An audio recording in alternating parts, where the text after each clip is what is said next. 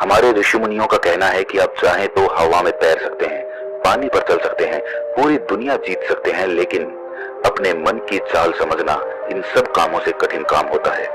आपने कभी ख्याल किया होगा कि आप जो काम करना चाहते हैं, आपका मन उससे उल्टा काम करता है।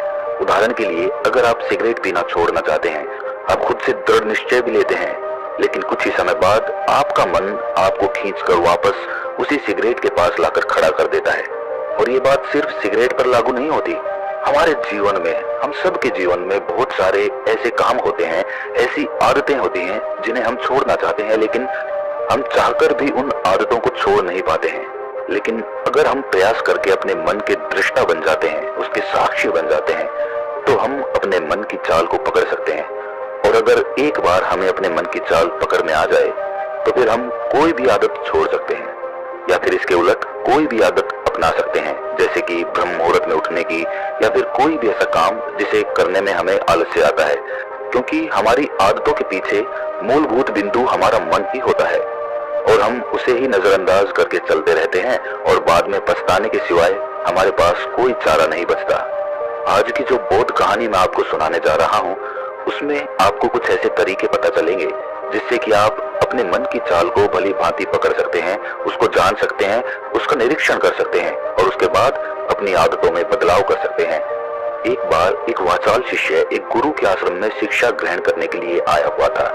वो शिष्य अपने गुरु की बात कम सुनता था, लेकिन अपनी बात बताने में वो बहुत उत्सुक रहता था। एक दिन गुरु ध्यान पर चर्चा कर रहे थे।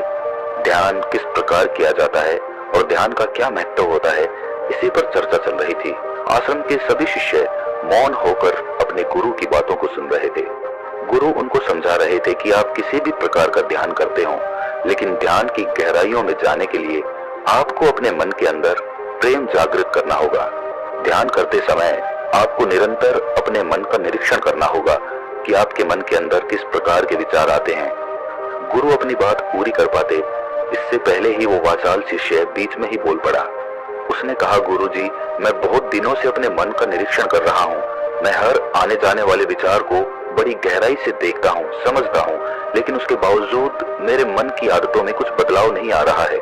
मैं अक्सर सुबह देरी से उठता हूँ, और रोज रात को मैं यही सोचकर सोता हूँ कि मैं सुबह जल्दी उठूंगा, जल्दी उठकर ध्यान करूंगा, अपने मन का निरीक्षण करूंगा, लेकिन मैं ये कर नहीं पाता हूँ।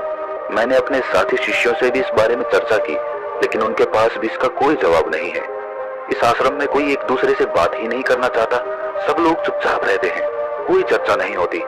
ऐसे हम अपने मन को कैसे समझ पाएंगे, उसका निरीक्षण कैसे कर पाएंगे? जब तक हम अपने मन के विचारों का, अपने मन की आदतों का एक दूसरे के सामने जिक्र नहीं करेंगे, उसकी चर्चा नहीं करेंगे, उस पर बहस नहीं करेंगे, तब तक हम चुप रहकर अपने मन को कैसे समझ पाएंगे? कृपया करके इन सभी शिष्यों को समझाने की कृपा करें कि कम से कम एक दूसरे से अपने मन की बात साझा तो करें। उनके मन में क्या विचार चलते हैं, ध्यान में उनके अंदर क्या बदलाव आता है, वो क्या महसूस करते हैं ध्यान करते वक्त। कम से कम आश्रम में इन बातों की तो चर्चा होनी चाहिए। गुरु ने उस वाचाल शिष्य से पूछा कि तुम दूसरों के मन की बात क्यों जानना चाहते हो? उससे तुम्हारा क्या फायदा होगा? क्या तुम्हें आत्मनिरीक्षण करने के लिए दूसरे के मन के विचार जानना जरूरी है? उनके मन में क्या चलता है, इससे तुम्हारा क्या फायदा होगा? क्या तुम मुझे इस बात का उत्तर दे सकते हो? वाचाल शिष्य ने अपने गुरु से इस प्रकार के उत्तर की अपेक्षा नहीं की थी। उसने सोचा कि बात तो गुरुजी ठीक कह रहे हैं, इससे मेरा क्या फायदा होगा? अगर मैं दूसरे के मन की बात जान भी लूंगा, या फिर दूसरों के सामने अपने मन की बात बता भी दूंगा, तो उससे मेरा क्या फायदा होगा? क्या मैं अपने मन को समझ पाऊंगा? वो वाचाल शिष्य अपने ही द्वारा किए गए प्रश्न में उलझ चुका था।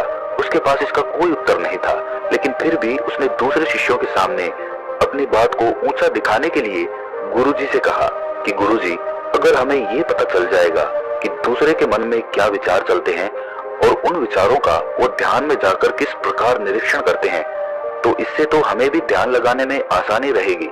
हम भी अपने ध्यान में उसी प्रकार अपने विचारों का निरीक्षण कर पाएंगे, अपने मन को समझ पाएंगे। क्या आपको नहीं लगता कि गहरा ध्यान लगाने के लिए किन बातों का ध्यान रखा जाए, किस प्रकार अपने मन का निरीक्षण किया जाए, इस बात की चर्चा करने से दूसरे शिष्यों का भी भला हो सकता है? गुरुजी ने उससे पूछा कि मान लो कोई शिष्य गहरा ध्यान लगा पाता है, और अगर वो तुम्हें अपनी मनोदशा बता भी दे, कि किस प्रकार वो अपने मन का निरीक्षण करता है, अपने विचारों का निरीक्षण करता है, तो तुम्हें क्या लगता है कि ये जानकर तुम भी गहरे ध्यान में उतर पाओगे? अगर तुम ऐसा सोच रहे हो तो मैं तुम्हें एक बात बता दूं कि तुम अपने ही मन के बनाए हुए जाल में खुद फंस जाओगे। अगर तुम्हें कोई ऐसी प्रक्रिया पता चल गई कि गहरे ध्यान में किस प्रकार प्रवेश किया जाता है, तो तुम्हारा मन उसी प्रक्रिया का अनुसरण करने की कोशिश करेगा। तुम वर्तमान में उपस्थित होकर अपनी मनोदशा नहीं समझ पाओगे, बल्कि तुम्हारा मन तो उस प्रक्रिया के विचारों में उलझा रहेगा। तुमने अपने मन को एक काम दे दिया करने के लिए और तुम्हारा मन उसी काम को करता रहेगा। तुम भी उस काम में सम्मिलित हो जाओगे। तो तुम अपने मन का निरीक्षण किस प्रकार कर पाओगे? क्योंकि तुम तो खुद अपने मन के साथ सम्मिलित हो गए, तुम तो खुद अपने मन के साथ एक हो गए। गुरुजी ने बताया कि तुम अपने मन को तभी समझ सकते हो जब तुम अपने मन से अलग हटकर अपने मन को देख पाओ, अपने मन की चाल को दूर से खड़े होकर समझ पाओ। जिस भी विषय को या जिस भी चीज को तुम्हें समझना हो, तुम्हें उसे अलग होकर देखना होगा। अगर तुम उसके साथ एक हो गए तो तुम उसको कभी नहीं समझ पाओगे, तुम उसके साथ सम्मिलित हो जाओगे। जिस प्रकार तुम अपने विचारों को समझने की कोशिश करते हो, लेकिन विचारों को समझते समझते तुम अपने ही विचारों में खो जाते हो, कभी अनुभव किया है तुमने? शिष्य ने हाँ में सर हिलाते हुए कहा कि गुरुजी, जब भी मैं अपने विचारों का निरीक्षण करने लगता हूँ तो ऐसा ही होता है, मैं अपने ही विचारों में खो जाता हूँ। कुछ समय बाद मुझे ध्यान में आता है कि मैं अपने विचारों का निरीक्षण कर रहा था, तो उसके बाद मैं फिर से अपने विचारों का दृष्टा बन जाता हूँ, उनका साक्षी बनने की कोशिश करने लगता हूँ। लेकिन कुछ समय बाद मैं फिर से अपने विचारों के साथ एक हो जाता हूँ। गुरुजी ने सभी शिष्यों को समझाते हुए कहा कि जिस प्रकार एक गुस्से से भरा हुआ आदमी कभी भी अपने गुस्से का निरीक्षण नहीं कर पाता, क्योंकि वो खुद अपने गुस्से के साथ एक हो जाता है, वो अपने गुस्से को ही अपना अस्तित्व मान लेता है, और इसीलिए वो ये कभी नहीं देख पाता कि ये गुस्सा उसके मन को किस प्रकार प्रभावित कर रहा है, किस प्रकार ये गुस्सा उसके मन को दुखी कर जाएगा। वो कभी नहीं देख पाएगा, क्योंकि उसके पास वो कला नहीं है कि वो अपने गुस्से को अपने से अलग करके देख पाए। इसी चीज के लिए सारे अभ्यास बने हुए हैं, ताकि तुम सिर्फ एक दृष्टा, एक साक्षी बनकर सभी चीजों को उसके परिपूर्ण, उसके असली स्वरूप में देख पाओ। और जब तुम सभी चीजों का, सभी विचारों का असली स्वरूप देख लेते हो, तब तुम्हें उसकी अनित्यता पता चलती है। तब तुम्हें पता चलता है कि ये सब आने जाने वाली चीजें हैं, लेकिन चेतना, कॉन्शियसनेस, वो हमेशा इंसान के साथ रहती है। वो दृष्टा, वो साक्षी जो उसको देख रहा है, वो हमेशा जीवित रहता है, वो कभी नहीं मरता, वो नित्य है। और वही चेतना होती है। चेतना किसी भी चीज से कभी भी बंधी हुई नहीं होती। चेतना तुम्हारा होश है। दूसरी चीजों को उनके स्वरूप में देख पाने की कला तुम्हें तुम्हारी चेतना से ही मिलती है। जितनी प्रकार तुम्हारी चेतना होगी, उतने ही अच्छे तरीके से तुम चीजों से अलग हटकर उनको देख पाने में सक्षम हो पाओगे। इसलिए अपनी चेतना को ऊपर उठाने का काम करो, ताकि तुम अपनी चेतना से किसी भी चीज का असली स्वरूप देखने में सक्षम हो पाओ। शिष्य ने पूछा कि गुरुदेव, आपकी बातें कुछ कुछ तो समझ में आ रही हैं, लेकिन एक बात समझ में नहीं आई कि अपनी चेतना को ऊपर उठाने के लिए, अपने आप को ज्यादा होश में रखने के लिए हमें क्या करना होगा? इस पर चर्चा करते हुए गुरु ने बताया कि तुम मौन होकर, चुप होकर सिर्फ अपने विचारों को, अपने मन की प्रक्रियाओं को, अपने अनुभवों को देखना शुरू करो। तुम्हारे अनुभव आते हैं, तुम्हारे अनुभव चले जाते हैं, वो अनित्य है, वो हमेशा हमारे साथ नहीं रहने वाले। लेकिन हमारा मन उन्हीं अनुभवों को पकड़ने की कोशिश करता रहता है। जब तुम्हें कोई अच्छा अनुभव होता है तो तुम्हारा मन चाहता है कि तुम्हें बार बार वही अनुभव हो, और उसी अनुभव को लेने के चक्कर में तुम्हारा मन तुम्हें फंसाता चला जाता है। तुम्हारी चेतना तुम्हारे मन के अधीन हो जाती है। वही होता है एक सिगरेट पीने वाले के साथ, वही होता है एक शराब पीने वाले के साथ, और वही होता है हर बुरी आदत अपनाने वाले के साथ, कि उसकी चेतना उसके मन की गुलाम हो जाती है। अगर तुम अपनी चेतना को अपने मन से आजाद करना चाहते हो, तो सबसे पहले मौन रहना सीखो, चुप रहना सीखो। तुम्हारे ज्यादा बोलने की आदत, दूसरों से उनके अनुभव सुनने की आदत तुम्हारे मन को और ज्यादा भर देगी। लेकिन अपनी चेतना को आजाद करने के लिए तुम्हें अपने मन को खाली करना सीखना होगा। जब तुम अपने मन को खाली करोगे, तब तुम्हें अपनी चेतना का असली स्वरूप दिखाई देगा। तब तुम्हें पता चलेगा कि मौन रहकर, चुप रहकर अपनी चेतना को कैसे ऊपर उठाया जाए, कैसे हमेशा चैतन्य रहा जाए।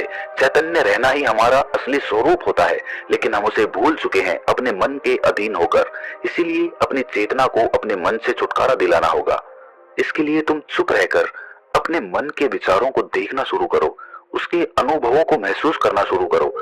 जब तुम अपने मन के साक्षी हो जाते हो, अपने मन के दृष्टा हो जाते हो, उसे देखने वाले हो जाते हो, तब तुम्हें पता चलता है कि तुम्हारे मन में एक विचार जाता है तो दूसरा आ जाता है, दूसरा जाता है तो तीसरा आ जाता है।